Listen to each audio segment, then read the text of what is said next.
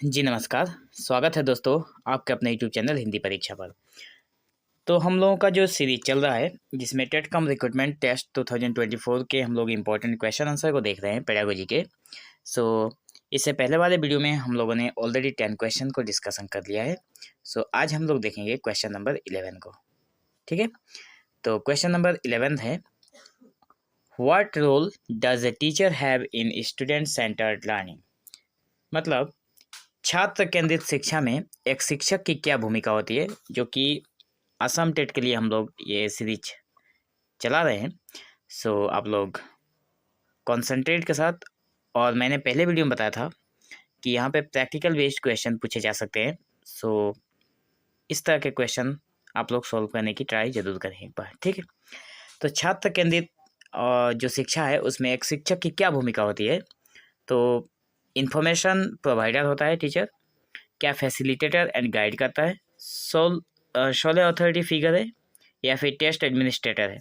इसका जो correct answer है वो है option number B, facilitator and guide का काम करता है एक टीचर, वो भी स्टूडेंट सेंटर्ड लर्निंग में। पहले के ज़माने में यहाँ पे टीचर सेंटर्ड लर्निंग हुआ करता था, लेकिन आज के समय में आप लोग अगर बीएड किए हैं तो आप लोगों को पता होगा कि स्टूडेंट सेंटर्ड लर्निंग चल रहा है। ठीक है, इसका करेक्ट आंसर आप लोग बी नंबर में दे। Scaffolding in teaching means, question number 12 में कहा गया है स्कैफोल्डिंग इन टीचिंग। टीचिंग में स्कैफोल्डिंग का मीनिंग क्या है? अध्यापन में मचान का अर्थ है। स्कैफोल्डिंग का मतलब हो गया एक तरह का हेल्प देना। ठीक है, जो कि वाइगोट्स्की के थ्योरी को जब हम लोग पढ़ते हैं तो हमें समझ में आता है। तो यहाँ पे जो लेब वाइगोट्स्की हैं उनके यहाँ से ये उनके थ्योरी से हमें मिला है। क्या कहता है स्कैफोल्डिंग? स्टूडेंट्स को गिविंग करता है, giving students all information at once, providing structure support until mastery. Option C है only using preset curriculum, and यहाँ पे डी नंबर ऑप्शन में टेस्टिंग नॉलेज बिफोर टीचिंग। तो यहाँ पे एक बात मैं बता दूँ, ओनली जो शब्द है वो कभी भी पेडागोजी में अगर नोट होगा अगर आंसर में तो हमारा ओनली का काम कर सकता है, लेकिन अगर क्वेश्चन में नोट नहीं है तो ये ओनली जो शब्द है वो नेगेटिव है। टेस्टिंग करना जरूरी नहीं है। ठीक है, तो इसका जो सही जवाब है हमारा वो होगा providing structured support until mastery. ये हो गया हमारा स्कैफोल्डिंग का मीनिंग। ठीक है, now question number 13, which of this is an example of experiential learning.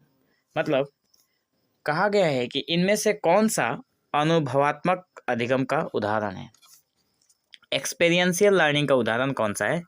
तो reading about history, watching a documentary, participating in a science experiment और listening to a lecture. 4 options दिए गए, सही जवाब आपको देना है कमेंट सेक्शन में। ठीक है, नाउ इस क्वेश्चन को मैं स्किप करता हूँ और इसका आंसर आप लोग कमेंट सेक्शन में जरूर देना। उसके बाद द क्वेश्चन नंबर 14 में है, the Socratic method is based on. Socratic का जो मेथड है वो किस चीज़ के ऊपर बेस्ड है? सुकराती पद्धति पर आधारित क्या है? सोक्रेटिक मेथड किस पे बेस्ड है? ऑप्शन है asking question to stimulate critical thinking, memorisation of fact, physical activities, written assignment. ठीक है, तो इसका जवाब आप लोग स्क्रीन पर देख पा रहे हैं, जैसे कि ऑप्शन नंबर ए ही है इसका answer. Asking question to stimulate critical thinking के ऊपर सोक्रेटिक मेथड बेस्ड है। ठीक है, now next question, which type of assessment helps in determining students knowledge before teaching. किस प्रकार का मूल्यांकन शिक्षण से पहले छात्रों के ज्ञान को निर्धारित करने में मदद करता है? कौन से प्रकार का मूल्यांकन हमें शिक्षण से पहले छात्रों के ज्ञान को निर्धारित करने में मदद करता है? क्या वो सबमेटिव होता है, डायग्नोस्टिक होता है, फॉर्मेटिव होता है, या फिर रिफ्लेक्टिव होता है?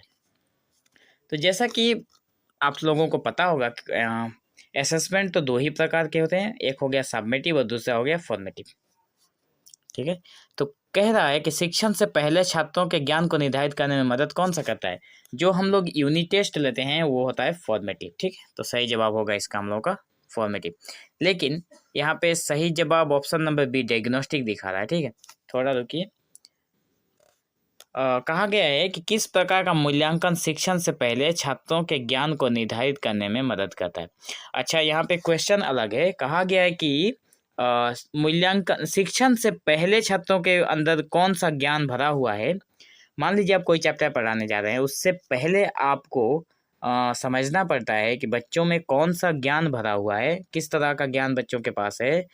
तो ये मतलब चेक करने के लिए हमें सबसे पहले बच्चों को डायग्नोस्टिक करना पड़ता है। ठीक है, क्वेश्चन ही गलत था, मतलब मैंने जो कहा था वो पहले वाला गलत है, क्योंकि यहाँ पे क्वेश्चन कुछ अलग बोल रहा था। ठीक है, now question number 16, effective feedback should be, प्रभावी प्रतिक्रिया होनी चाहिए। प्रभावी प्रतिक्रिया जो होता है, प्रतिक्रिया क्या होनी चाहिए? क्या पॉजिटिव ओनली होनी चाहिए? इमीडिएट, स्पेसिफिक एंड कंस्ट्रक्टिव होनी चाहिए? इफेक्टिव फीडबैक क्या होना चाहिए? ऑप्शन सी है डिलेड एंड वैग्यू होना चाहिए। ऑप्शन डी है primarily negative to correct mistakes.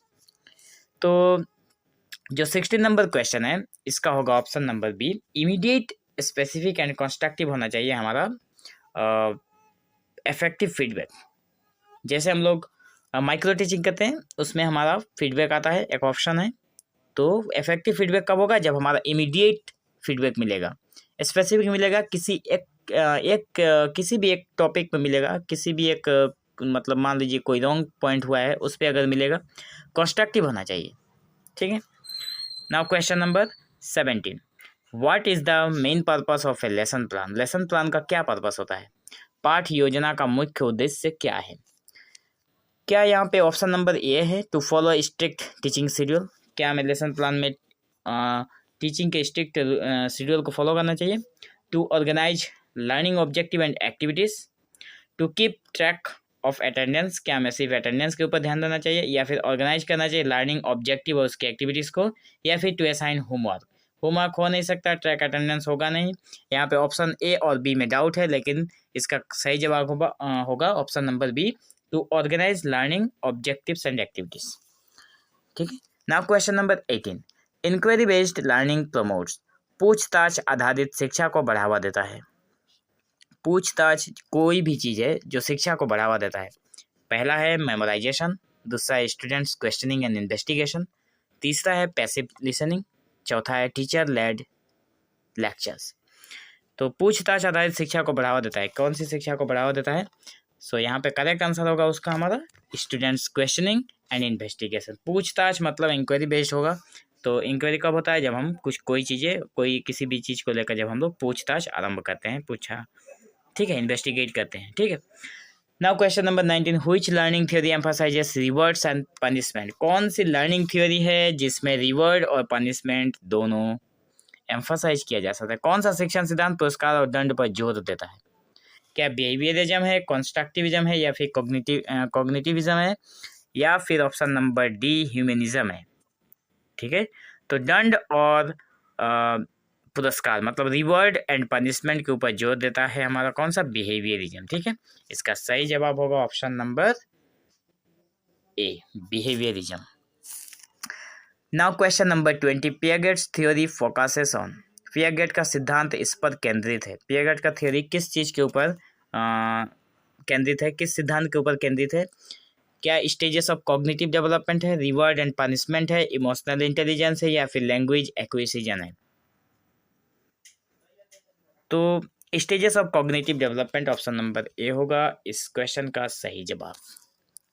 ठीक, सो आज के वीडियो में बस इतना ही। नेक्स्ट वीडियो में हम लोग 21 से देखेंगे नेक्स्ट 10 क्वेश्चन या फिर 20 क्वेश्चन को। ठीक, सो अगर आप लोगों ने पहले वाले वीडियो को नहीं देखा है तो जल्द से जल्द चैनल पर जाएं और जाकर प्ले लिस्ट में आप लोगों को एक प्ले लिस्ट मिलेगा टेट कम रिक्रूटमेंट टेस्ट 2024, उसमें से आप सारी वीडियो को वॉच कर सकते हैं।